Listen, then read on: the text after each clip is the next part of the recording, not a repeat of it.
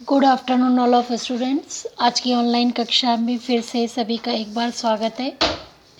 आज हम लोग प्रारंभ कर रहे हैं फोर्थ यूनिट का जो सबसे पहला चैप्टर है सामाजिक विघटन, हम उसके विषय में आज पढ़ेंगे।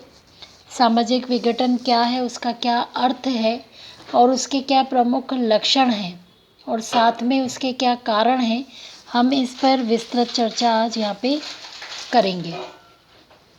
तो सबसे पहले हम ये समझेंगे कि सामाजिक विघटन क्या है।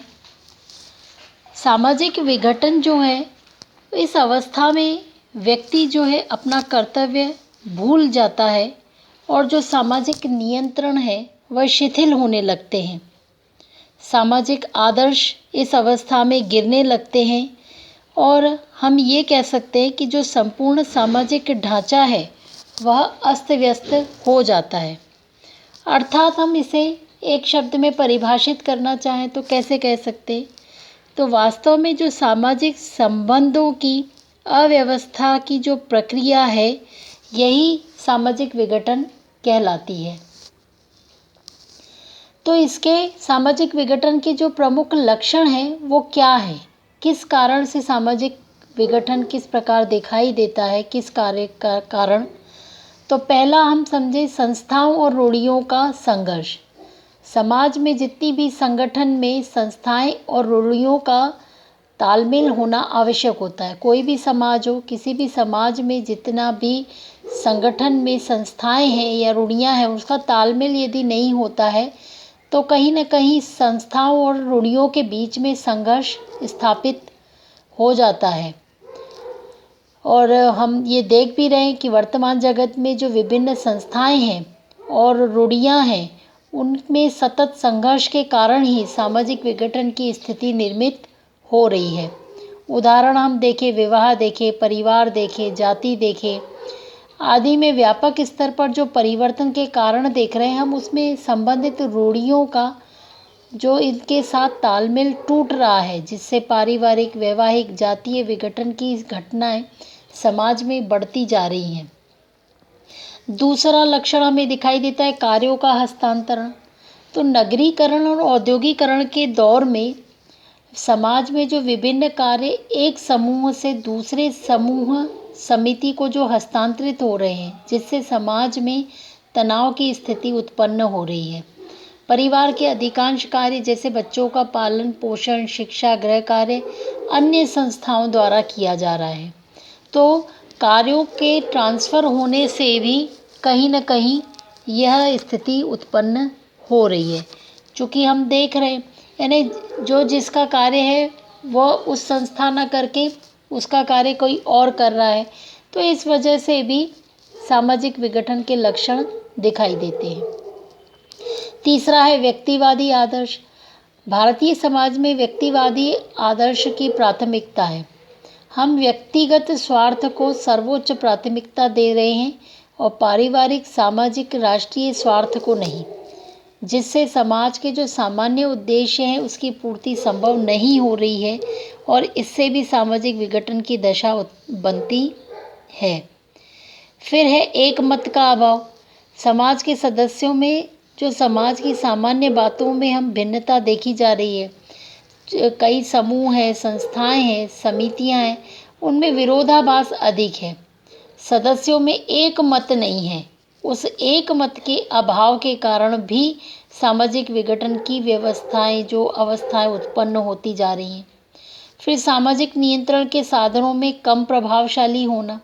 आज समाज में सामाजिक नियंत्रण के जो विभिन्न साधन हैं, जैसे प्रथाएं हैं, कानून है, पुलिस है, या फिर कोई जो आदर्श है या मूल्यों में नियंत्रण में कमी के कारण है, इन सब में सामाजिक असंतुलन की स्थिति निर्मित होती जा रही है। ये जो प्रथाएं हैं या फिर कानून, पुलिस या आदर्श है या मूल्यों के द्वारा जो नियंत्रण रखा जा रहा है, ये भी कम प्रभावशाली हो गए हैं। इनका प्रभाव कम होने से ही, सामाजिक नियंत्रण नहीं होने से भी सामाजिक विघटन के लक्षण दिखाई देते हैं। अब हम बात करेंगे सामाजिक विघटन के कारण। तो क्या कारण है जिससे सामाजिक विघटन जो है निर्मित हो रहा है समाज में? तो पहला, व्यक्तिवादी विचारधारा।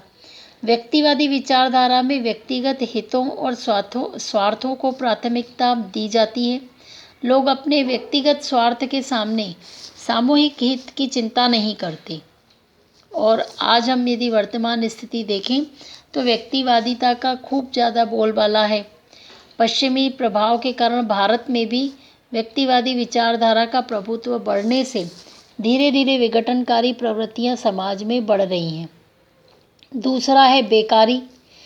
चूँकि बढ़ती जनसंख्या और रोजगार के साधनों की अनुपलब्धता के कारण आज समाज में बेकारी बढ़ रही है, और बेकारी के कारण जो व्यक्ति का जीविका उपार्जन का जो साधन है वो समाज विरोधी गतिविधियों में भाग लेने लगा है।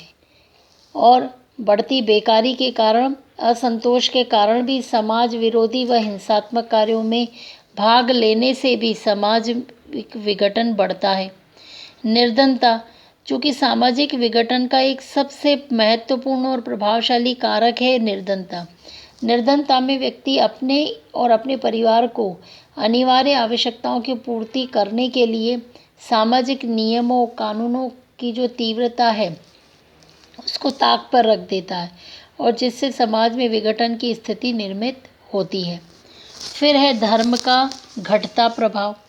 समाज में धर्म जो है सामाजिक नियंत्रण का एक प्रमुख माध्यम है, पर चूँकि धर्म के बढ़ते प्रभाव के कारण व्यक्ति सामाजिक बंधनों को आसानी से तोड़ने के लिए तैयार रहते। धर्म में जो धीरे धीरे आस्था घटती जा रही है उसके कारण आज हमारे जो सामाजिक जीवन के जो विभिन्न क्षेत्रों में आपाधापी, अशांति, अनुशासनहीनता, अनिश्चितता और अनैतिकता देखने को मिल रही है, जिससे भी सामाजिक विघटन की स्थिति उत्पन्न हो रही है। फिर है औद्योगिकरण और नगरीकरण। औद्योगिकरण और नगरीकरण के कारण समाज में विभिन्नताएं उत्पन्न हो रही हैं। बढ़ती सामाजिक गतिशीलता के कारण अपराध, बाल श्रम, निर्धनता, बेकारी, महिला अपराध, भ्रष्टाचार, इन सब में वृद्धि हुई है, जिससे भी विघटन के तत्व एकत्र हो रहे हैं। फिर है लोक जीवन में भ्रष्टाचार। भारतीय लोक जीवन में बड़े पैमाने पर फैला हुआ जो भ्रष्टाचार है, जिससे भी सामाजिक विघटन का एक प्रमुख कारण बन रहा है। रिश्वतखोरी हो, चाहे सामाजिक जीवन को, ये सब चीज़ें जो हैं क्षति पहुंचाती हैं और विघटन की प्रवृत्तियों को इससे बढ़ावा मिलता है। शिक्षा प्रणाली। भारतीय वर्तमान शिक्षा प्रणाली को हम व्यवहारिक और उपयोगी नहीं है, जिससे सामाजिक आवश्यकताओं की पूर्ति नहीं हो पाती।